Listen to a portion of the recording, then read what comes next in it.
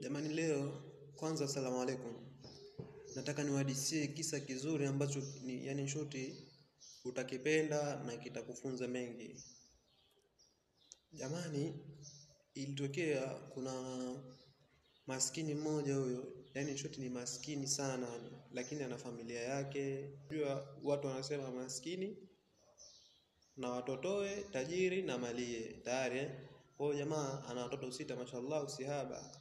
Ni maskini sana kabisa, lakini kazi yake ni kufanya nini? Ni kuvua. Anaenda zake pwani anavua, ushafahamu. Sasa ile kazi yake ndio inompatia chakula. Kivipi? Yani kwa siku hiyo anapata samaki 5.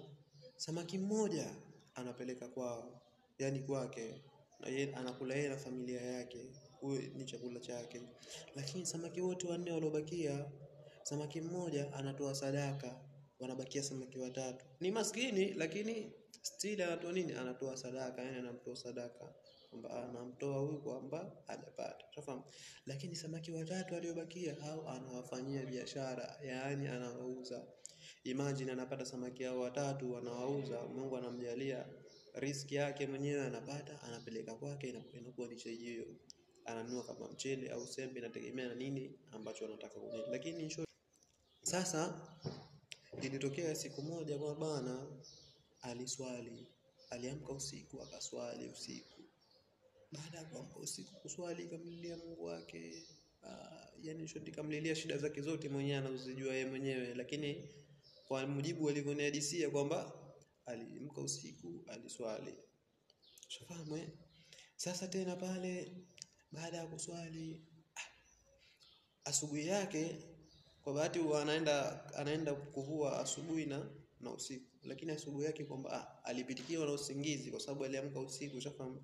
Kwa baada ya kuamka alfajiri tu pale alipitikiwa na usingizi bwana, mpaka ukamsingizi ukamchukua mpaka mpande ya saa 4 za asubuhi. Lakini ndani ya usingizi alioteshwa ndoto nzuri ambayo yeye mwenyewe alistaajabu sana na kuweza kumhadisia mtu, ushafahamu.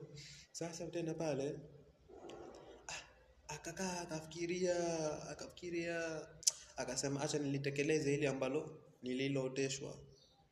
Sasa unataka kulisikiliza, unataka kulijua nini alichooteshwa na nini kiliendelea baada ya hapo, tutatuma part 2 yake. Utaingia kwenye bio yangu, ukishaingia utaangalia hapo, ipo part 2 yake. Hii ni part 1, part 2 yake muendelezo wake upo hapo. Asante sana kuwa nami. Nyuma ya pazia ni Mr. Money. Thank you.